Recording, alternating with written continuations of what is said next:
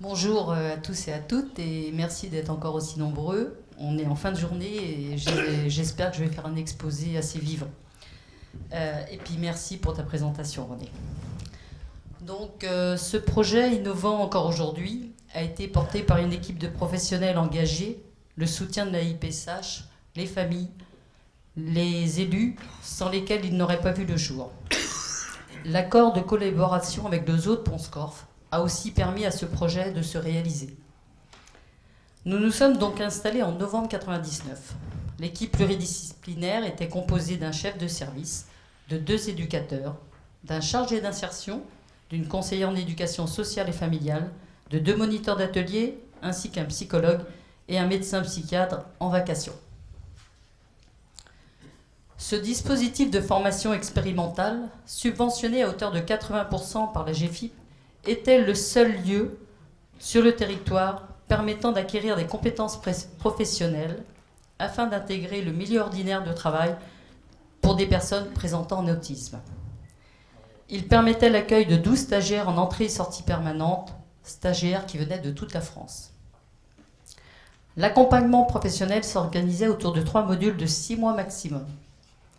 Le premier module de 6 mois permettait la validation du diagnostic d'autisme auprès du médecin psychiatre et la psychologue réalisait un test, un bilan à appel afin d'évaluer les compétences acquises et émergentes et ainsi adapter les outils d'accompagnement.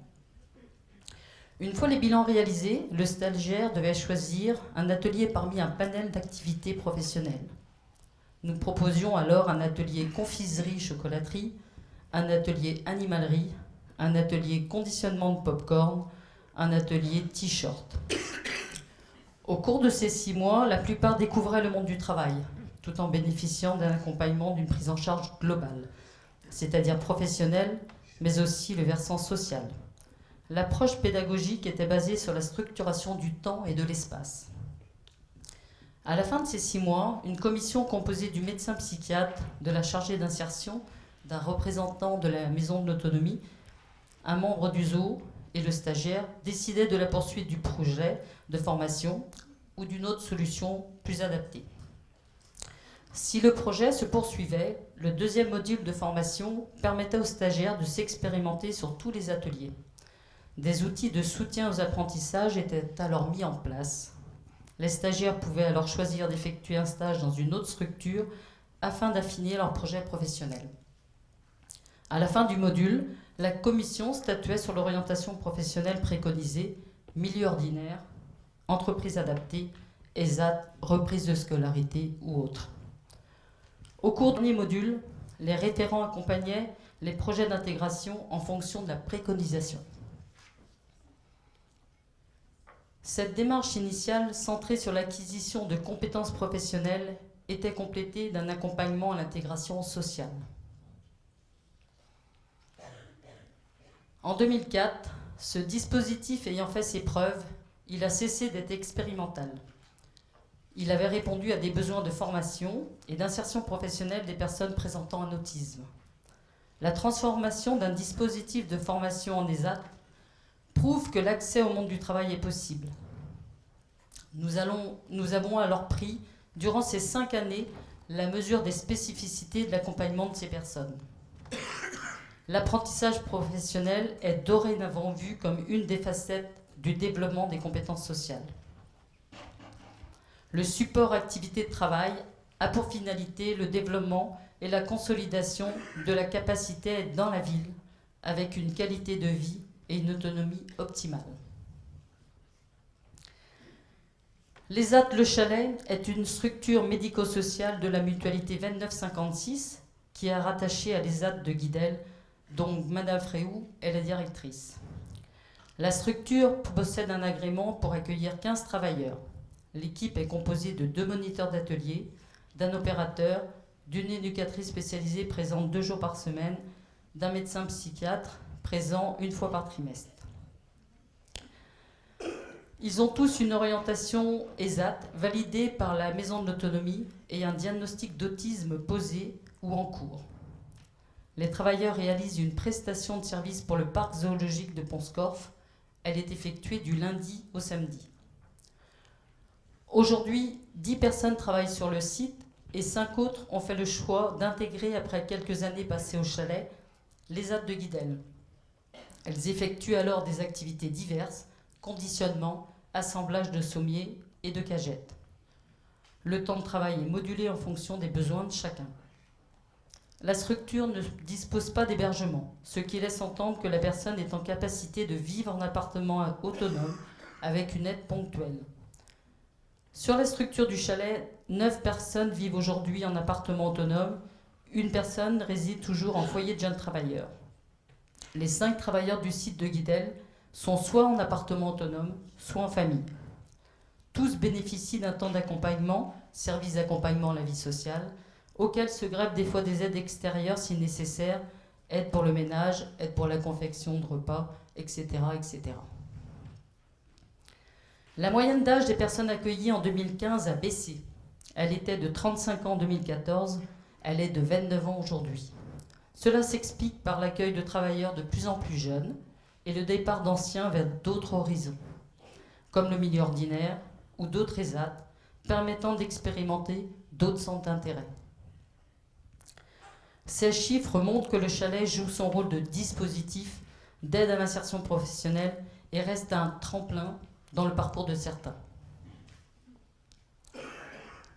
Les dernières arrivées ont pour la plupart effectué des stages en milieu ordinaire. Pour 80% d'entre eux, ils ont suivi une scolarité classique ou adaptée et se retrouvent quelquefois sans solution à la sortie du cursus scolaire ou font des choix par défaut du fait d'une méconnaissance du handicap. Le dernier exemple en date, un jeune en lycée professionnel horticole qui se voit refuser un stage en espace vert dans une entreprise du milieu ordinaire du fait de son diagnostic, car l'utilisation d'outils lui a été interdite par le proviseur. Il se retourne donc vers une structure de travail protégée qui lui permet de faire un stage et de valider son année scolaire. Pour les nouveaux entrants, le diagnostic a été posé en amont de leur admission, ce qui n'était pas le cas en 1999. Ils découvrent en arrivant au chalet un support d'activité adapté à leurs besoins. Outre les prérequis indispensables déjà évoqués permettant d'intégrer le chalet, d'autres sont nécessaires, comme posséder une autonomie d'hébergement pour ceux qui ne sont pas en famille. En effet, le chalet n'a pas de lieu d'accueil intermédiaire entre la famille et l'autonomie sociale. Posséder une autonomie dans les transports pour effectuer des trajets domicile-travail. Posséder un intérêt spécifique pour le monde animalier et ne pas avoir de contre-indications physiques majeures du fait des tâches à réaliser. Nous arrivons au constat que l'insertion par le travail contribue à une meilleure estime de soi et donne du sens à la vie de chacune des personnes accueillies sur la structure. Par la qualité du travail que fournit chacune d'entre elles, par le courage dont elles font preuve, par leur volonté de ne pas décevoir, elles nous démontrent au quotidien l'importance du travail et sa pertinence pour avancer dans leur vie de tous les jours.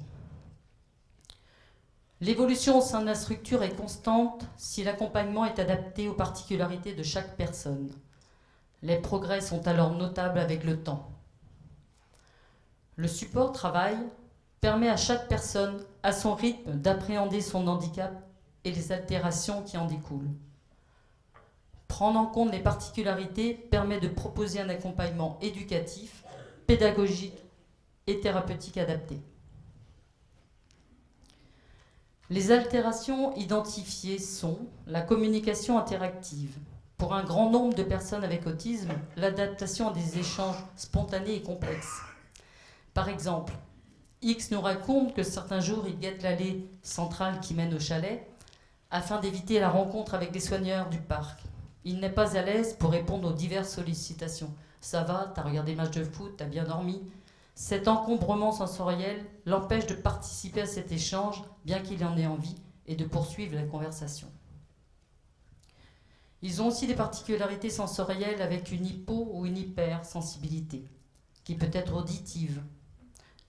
Par exemple, un temps d'habituation au ton de la voix du moniteur a été nécessaire pour qu'ensuite le travailleur puisse se concentrer sur les demandes de celui-ci, les remarques et surtout puisse y répondre.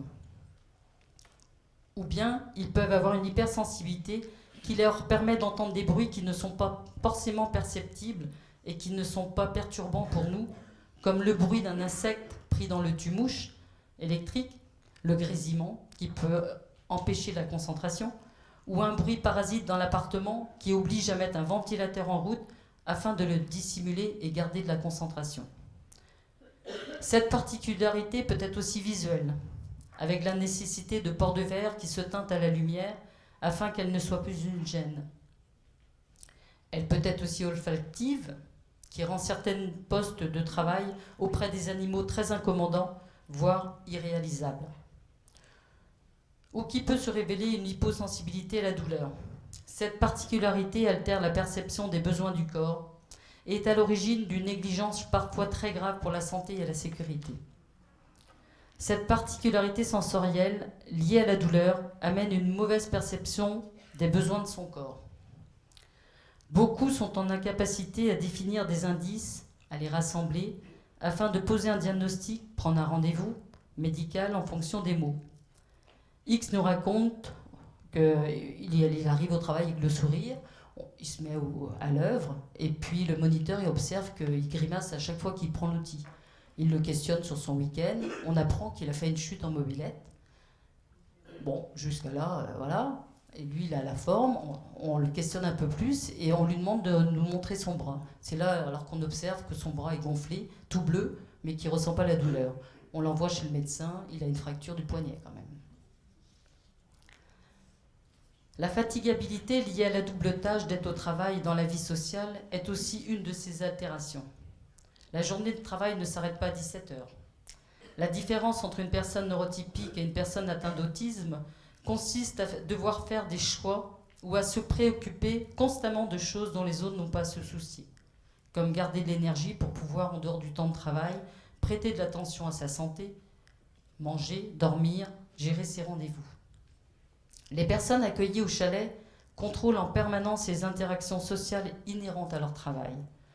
En travaillant au zoo, elles peuvent être interpellées par les visiteurs pour simplement indiquer pour se rendre à un enclos ou être guidées pour aller à un spectacle. Ce que nous faisons de manière implicite nécessite chez une personne avec autisme beaucoup d'efforts. En effet, leur rigidité face au changement ne leur permet pas toujours de faire preuve d'adaptation spontanée. Certaines personnes arrivent prisonnières de leur système de valeurs, ce qui peut limiter quelquefois leur analyse de l'environnement et des situations. Exemple, pendant plusieurs années, les travailleurs de l'ESAT possédaient les clés pour aller à leur travail et se mettre en œuvre. Pour des raisons de sécurité, cette gestion a été confiée aux encadrants. Suite à un incident au moment de la reprise du travail, j'ai dû confier les clés sans risque à un stagiaire éducateur, afin qu'il me relaie et l'ouvre à ma place. Ce changement a fait naître un sentiment d'injustice chez un travailleur qui est allé de suite voir le responsable du parc pour lui faire part de son mécontentement en remettant en cause mon professionnalisme. Les activités au sein du zoo sont aussi sujets à des intempéries. Les encadrants disposent d'un talkie-walkie qui permet de communiquer avec les soigneurs du parc et aménager et réaménager l'emploi du temps en fonction des demandes du zoo. Par exemple, quand il fait froid, l'animal ne sort pas. L'encadrant doit anticiper et accompagner ce changement afin de limiter les situations d'incompréhension générant de l'angoisse. À chaque instant, les professionnels sont obligés de se réinterroger et ajuster leurs pratiques. L'accompagnement de l'équipe éducative se fait sur le versant professionnel par la facilitation de l'exécution des tâches en structurant le temps et l'espace. Chaque protocole de travail est personnalisé et élaboré avec la personne. L'appréhension de l'espace pour certains travailleurs est complexe. Aussi, pour certains, des repères au sol seront utiles, pour d'autres, des photos accompagnant les protocoles serviront de repères. Concernant la gestion du temps, une numérotation des tâches pourra permettre d'enseigner les étapes dans un bon ordre. Dans chaque enclos, les protocoles sont affichés. Pour ceux qui travaillent depuis un moment sur un enclos, ce rappel visuel peut s'avérer un outil utile lorsqu'ils sont fatigués ou parasités par un événement. L'atelier dit animalerie est le lieu dédié aux nouveaux arrivants, aux stagiaires et aux personnes qui ont besoin d'un lieu structuré. Les espaces y sont délimités, il y a peu de passages. Un professionnel est toujours à proximité pour anticiper et ou planifier le travail. Par exemple, les travailleurs nous rapportent souvent que dans leur expérience précédente, ils étaient considérés comme feignants. Pour y pallier, il leur suffit de préciser les consignes et de délimiter les espaces. Il est compliqué pour une personne avec autisme de s'entendre dire « tu tonds la pelouse ?» sans préciser d'où à où, ni comment le faire, la hauteur de la tonte, le ramassage de l'herbe. Un travailleur nous a raconté dernièrement « j'avais tondu devant la maison, mais pas derrière. Quand la machine a cessé de fonctionner, je n'ai pas pensé rajouter de l'essence. Bref, j'étais là et j'attendais la suite. » Ce que nous considérons comme un défaut d'initiative n'est que la difficulté à analyser l'environnement. Par exemple, un travailleur arrive sur un enclos et au moment de nettoyer la loge, constate qu'il n'a pas d'eau à son tuyau d'arrosage. Il appelle l'encadrant, Partoki, qui se déplace sur le lieu. Le professionnel fait alors et propose un apprentissage fonctionnel en aidant le travailleur à surmonter son problème par déduction. Cet apprentissage est ensuite réutilisable dans diverses situations de résolution de problèmes. Les professionnels doivent porter une attention particulière à l'environnement afin de maîtriser les éventuels parasitages. Un exemple, une personne arrivée dernièrement effectue un travail parfait, mais l'équipe observe qu'elle est vite parasitée, distraite par les passages. Un poste de travail face au mur, le port de bouchons d'oreille et des temps de pause supplémentaires mais structurés lui ont été proposés. Cela lui a permis de maintenir sa concentration au travail. Il importe donc d'adapter l'environnement à la personne et de lui apporter des réponses et des soutiens adaptés. Les professionnels doivent prendre en compte la fatigue et ainsi veiller à dédier des espaces de repos et ou à ménager les emplois du temps. Certaines personnes montrent des cycles de fatigue après le repas et encore plus en fin de semaine. Il faut donc veiller, à minima, à ce que les personnes puissent s'isoler dans un lieu calme. La fatigue les rend beaucoup moins tolérants et très sensibles. Un exemple, le cri des enfants qui jouent dans les allées du parc peuvent les incommoder. Il est arrivé qu'un travailleur interpelle les parents pour demander à ce qu'ils fassent taire leurs enfants. Les états de souffrance ou de malaise d'origine somatique méconnus, donc négligés, sont la cause principale de difficultés de comportement qui peuvent mettre en échec la vie sociale des personnes. Une attention est accordée aux compétences sociales visant à la protection de la santé physique des personnes accueillies. Les professionnels du chalet facilitent le traitement de l'information par un environnement constitué de repères stables et visuels, en structurant leur journée de travail.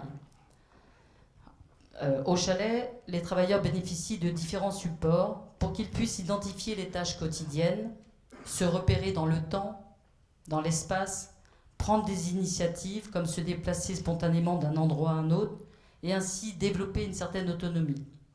Un planning journalier ou à la demi-journée est élaboré avec la personne et mis à sa disposition. Les supports sont visuels et comportent des photos. Ils précisent le nom du référent, le lieu et la tâche à effectuer. Quel que soit l'outil, il est nécessaire à toutes les personnes accueillies sur la structure. L'accompagnement se fait aussi sur le versant social et éducatif, par l'apprentissage, le développement et la consolidation des habiletés sociales. Toutes les compétences développées sur le versant professionnel permettent à chaque personne de mieux appréhender la gestion au quotidien. Pour consolider les acquis, les personnes ont besoin de soutien sur le versant social. X nous raconte son week-end. Depuis qu'il a planifié ses tâches quotidiennes de la semaine, il a enfin pu téléphoner à une personne pour aller au cinéma. Il était fier de cette réussite. A l'inverse, c'est encore trop souvent que nous constatons leur défaut d'organisation. Les personnes sont submergées par des tâches simples pour nous, mais complexes pour elles, comme faire la vaisselle, se faire à manger, etc., etc. L'accompagnement donc à la vie sociale est la mission la plus importante. Nous leur apprenons à séquencer leur activité de travail et à prioriser les actions. Or, il est compliqué de transposer cet apprentissage fonctionnel dans le quotidien de manière intuitive. La mise en œuvre de soutiens extérieurs, médicaux, paramédicaux et pédagogiques est aussi nécessaire. Ainsi, des prescriptions de séances de kiné peuvent permettre d'améliorer la posture. Des prescriptions de séances d'orthophonie, pour d'autres, permettent d'améliorer la communication. Et la proposition de formation gestes et postures peut prévenir de la douleur et de l'usure professionnelle. Pour que l'accompagnement soit optimal, nous devons donc garantir une coordination efficace entre les interlocuteurs sociaux et paramédicaux, car elle permet de structurer le quotidien. Par exemple, les vacances sont programmées à l'avance afin de permettre à chacun de prévoir une organisation de ses congés. Mais il faut penser pour eux à coordonner les accompagnements, comme l'arrêt ponctuel du SAVS, service d'accompagnement à la vie sociale, ou des aides ménagères. Nous soutenons aussi des projets quels qu'ils soient. Dès qu'une demande ou un besoin émerge, et ce à l'aide du projet personnalisé. Pour la personne qui souhaite effectuer un stage à l'extérieur, outre l'entreprise d'accueil à trouver, il faut penser aussi à mettre un accompagnement global. Pour cela, nous préparons en amont ce projet avec le travailleur concerné. Nous faisons ensemble la liste des affaires à emporter, le repérage des commerces de proximité, la liste des courses, la planification des menus, le repérage des moyens de transport, les horaires, la transmission des numéros de téléphone, etc., etc. C'est très important d'impliquer la personne afin de l'aider à prendre conscience de ce que cela demande et de poser une organisation qui va lui permettre de se projeter sans générer beaucoup d'anxiété. Il n'y a pas une manière d'accompagner, mais il y a autant de façons d'accompagner que des personnes accueillies sur la structure. Nous faisons le constat que le temps permet à chacun de s'inscrire dans un projet professionnel ou social, mais aussi d'établir une relation de confiance nécessaire à cet accompagnement. Tous les outils d'aide à la réalisation des tâches doivent être pensés en collaboration pour être efficaces. Les difficultés propres à l'autisme persistent toute la vie et l'accompagnement doit donc les prendre en compte. Depuis l'ouverture de cette structure, l'équipe constate que ce ne sont pas tant les apprentissages professionnels qui posent des difficultés aux personnes accueillies, mais davantage des efforts cumulés que demandent les interactions sociales et les initiatives qui en découlent. Nous ne devons pas négliger de porter une attention particulière à la dimension de la santé des personnes accueillies et garantir ainsi leur intégrité physique parce qu'elle n'est pas une préoccupation majeure pour elles. En effet, nous avons comme exemple l'éloignement d'une personne du contexte professionnel du fait d'un déni de ses difficultés de santé et à les prendre en compte, qui amène de ce fait une incapacité à travailler et une mise en danger pour cette personne. Les apprentissages professionnels ne posent pas en général de soucis. Un ESAT est bien un lieu d'aide par le travail. Le support travail est un espace d'évaluation, d'expérimentation et de perfectionnement des compétences sociales, utiles dans tous les moments de la vie. L'équipe du chalet propose des aménagements, des organisations et des moyens adaptés pour répondre aux besoins des personnes que nous accueillons sur la base d'arguments éprouvés. Au-delà des apprentissages professionnels et de leur évaluation, nous aidons à développer des compétences sociales qui permettent de réguler le quotidien. L'incidence des événements de la vie au travail est très aggravée pour les personnes avec autisme. Cela peut concerner les relations avec les collègues de travail, la hiérarchie, les conditions mêmes de travail, les bruits, les odeurs, le climat, les horaires ou encore tout changement non accompagné. L'ESAT permet l'acquisition d'un savoir-faire par l'expérimentation et la mise en situation répétée. L'accueil de ces personnes, leur cohabitation est source d'enrichissement réciproque et permet de découvrir leur capacité à être solidaires entre eux. Le travail à leur contact a permis aux professionnels de réajuster leurs pratiques, de s'enrichir et de faire évoluer le regard porté sur l'autisme. Ces 15 années de cheminement nous permettent aujourd'hui de faire émerger des besoins. En effet, le besoin se fait pressant d'un lieu d'hébergement permettant d'accueillir des stagiaires et de faire des apprentissages fonctionnels de la gestion du quotidien. De même, l'offre d'un panel d'activités techniques élargies est indispensable pour répondre aux compétences maîtrisées par certaines personnes, comme la comptabilité, l'informatique, la saisie des données, etc., etc. Nous restons encore trop souvent sur une représentation déficitaire des tâches susceptibles d'être proposées aux personnes que nous accueillons. Or, la passion, les connaissances que les personnes accueillies sur le chalet possèdent sont moteurs à leur intégration professionnelle. Nous avons aussi mis en avant la nécessité d'un dispositif médico-social à même de suivre avec souplesse et réactivité les évolutions des personnes accueillies au chalet. Or, ces dispositifs de proximité restent encore un peu, malheureusement, peu nombreux, mais indispensables pour aider à intégrer un ESAT ou à se maintenir dans l'emploi. La création d'un SAVS renforcé, d'une unité de travail à temps partiel au sein d'un ESAT, d'un SAMSATED prend aujourd'hui encore tout son sens. Pour cela, il faut développer puis maintenir un travail de coopération et de transversabilité avec des structures spécifiques déjà existantes, comme par exemple une maison d'accueil spécialisée qui pourrait permettre d'accueillir des stagiaires et de faire une évaluation des besoins en termes d'accompagnement social, mais aussi de servir de structure relais pour les parents.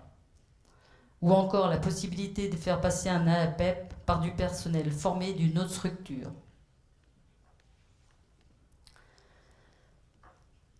Je vais clore ma présentation, mais je tenais à remercier les organisateurs de ce colloque, ma direction et la direction générale de la mutualité, qui cherchent à nos côtés à répondre et à améliorer la qualité des accompagnements des personnes avec autisme. Et surtout, un grand merci aux personnes du chalet, sans qui nous ne serions pas là aujourd'hui. Justement, 2 personnes m'ont demandé si je pouvais faire part de citations. Et donc, la première citation d'une personne, c'est « J'aime être seul, mais je n'aime pas être tout seul ». Et la deuxième citation, qui est aussi importante, « Ce n'est pas grave de tomber, ce qui est important, c'est la vitesse à laquelle on se relève ». Voilà, je vous remercie pour l'attention et puis j'espère avoir apporté ma contribution à cette journée.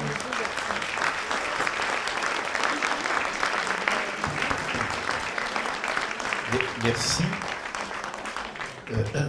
Je peux ajouter, parce que Mme Bardou me l'avait soufflé dans l'oreille, il y a quelqu'un qui n'est pas là aujourd'hui, à qui on pense beaucoup, hein, avec beaucoup d'émotion. Il est toujours vivant, mais il a subi un syndrome Lemonnier il y a quelques années au sein de notre structure. Il était fondateur, il était l'âme de cette expérience. Il est toujours là dans nos têtes et dans nos cœurs. Pierre Lehassec, merci pour lui.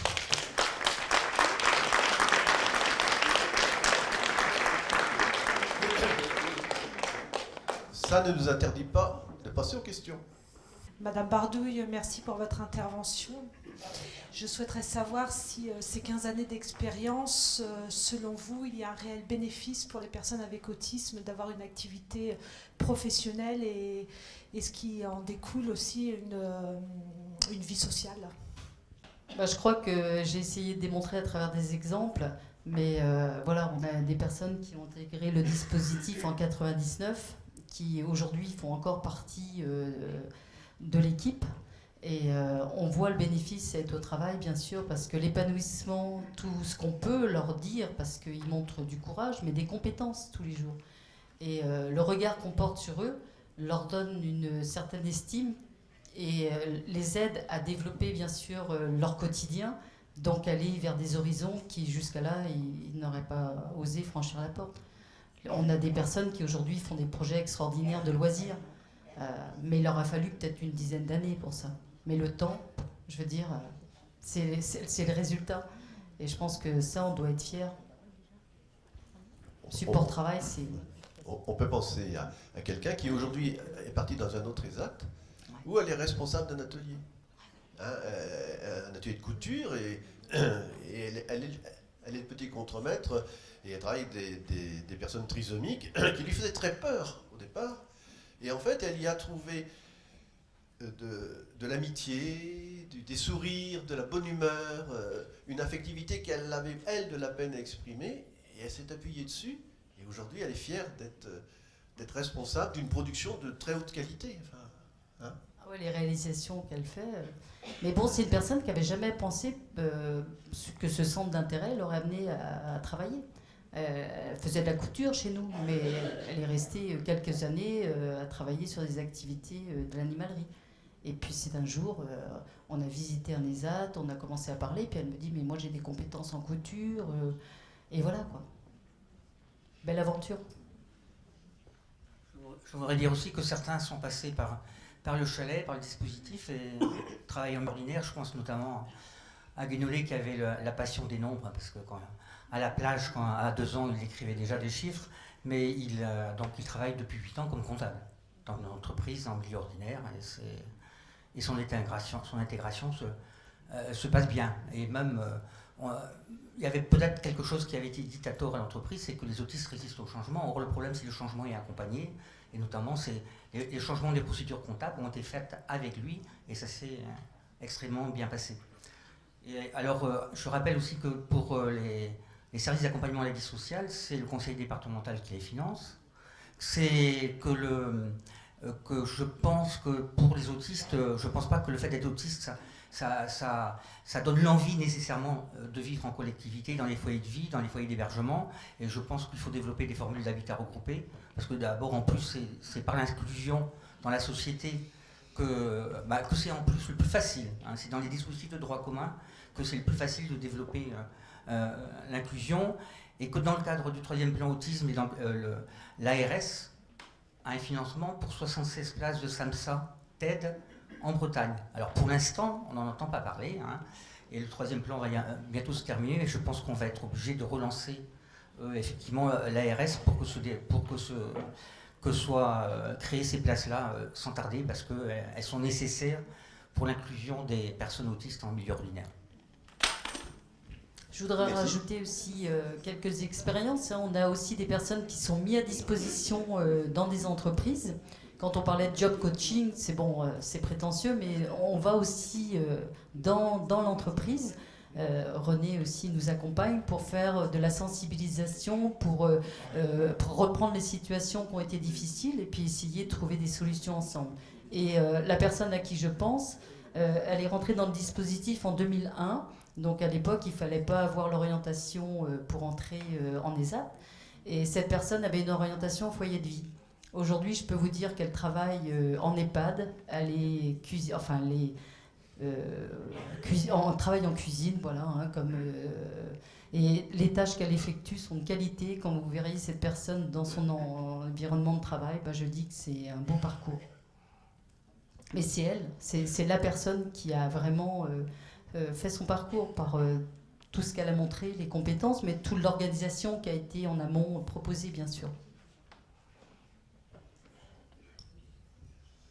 Je voulais savoir, donc je suis maman d'un enfant autiste typique, donc ni Asperger ni haut niveau, de 14 ans. Je voulais savoir si vous n'accueillez que des Asperger, parce que le titre c'est autisme au pluriel, on a parlé quasiment que des Asperger. Or l'autisme c'est bien d'autres choses que ça. Et des autistes typiques peuvent aussi accéder à l'emploi, enfin moi j'en suis convaincue. Et mes autres casquettes me permettent de le penser. Donc voilà, je voulais savoir si vous élargissez votre public à d'autres profils que des Asperger. Oui, oui, bien sûr. René, vas-y. Oui, on accueille des personnes. Donc, s'il y a un intérêt, s'il y a un minimum de disponibilité, si le contact, les essais sont positifs, hein, pourquoi pas. C'est-à-dire, vous savez, c'est important pour des scientifiques Asperger, haut niveau, machin. Bon. Dans la vie courante, c'est pas très important. Et puis, on a le cas de personnes qu'on accueille, qu'on nous envoie en disant qu'ils sont autistes. Ils ont eu un diagnostic dans un CRA incompétent, et on s'aperçoit, c'est réel, on s'aperçoit qu'ils ont un bon TDAH, une hyperactivité, un trouble de l'attention. À partir du moment où on met en place les traitements qui conviennent pour ça, tout d'un coup, il n'y a plus question d'autisme. Mais ces personnes-là, elles vont s'appuyer sur la structure pour consolider leur projet, développer un projet et ensuite partir vers d'autres choses ou rester. Ou rester, parce que l'intérêt du chalet, c'est pas une île au milieu de l'océan. C'est un travail qui s'est centré sur les personnes avec de l'autisme et qui a vocation à diffuser dans Guidel, c'est combien de places, Annette ? 75 places. Il y a 15 places autisme.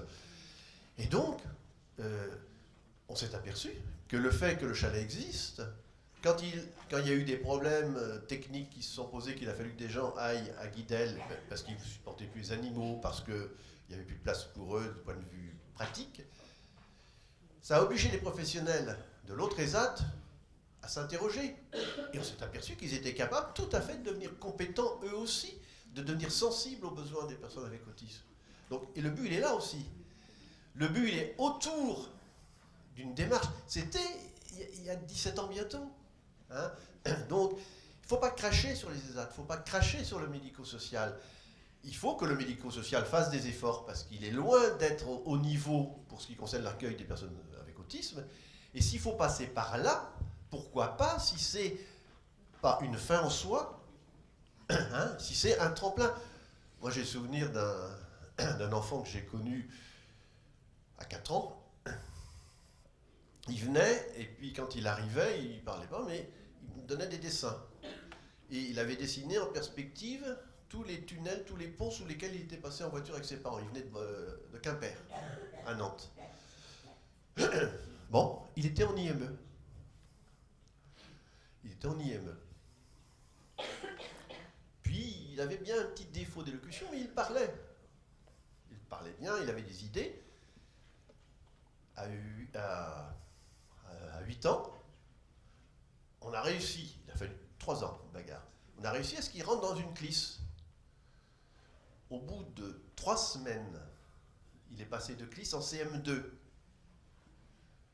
On a décidé, en accord avec lui et avec la famille, qu'il reste une 2e année en CM2 pour apprendre à gérer les facteurs sociaux.